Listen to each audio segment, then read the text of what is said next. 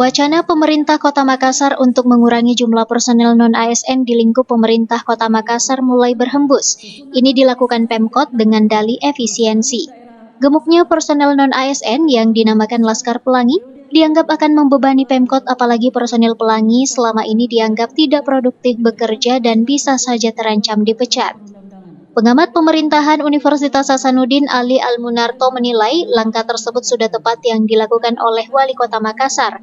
Perlu dilakukan evaluasi untuk melihat kinerja personil. Sementara Ali menyebut pemerintah Kota Makassar harus memperjelas struktur dan mekanisme pertanggungjawaban personel Laskar Pelangi.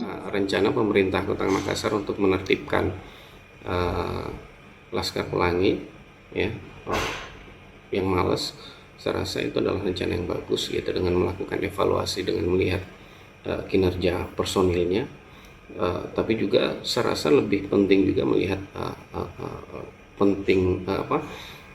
eksistensinya gitu ya, efikasinya, apakah dia betul-betul dibutuhkan keberadaannya, dan kalau dibutuhkan dia harusnya menjadi apa gitu, sehingga kemudian dalam proses ini job description-nya juga harus diperjelas, strukturnya juga harus diperjelas, mekanisme pertanggungjawabannya juga harus diperjelas, dan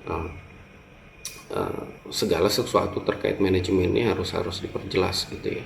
Nah, saya rasa ini juga nantinya akan memotivasi pekerja-pekerja yang ada di Laskar Pelangi ya. Ia menambahkan evaluasi tentu akan memotivasi bagi personel Laskar Pelangi agar bisa lebih menjadi rajin, serta bagi yang malas akan dikeluarkan. Ardi Jaho, Slebes TV.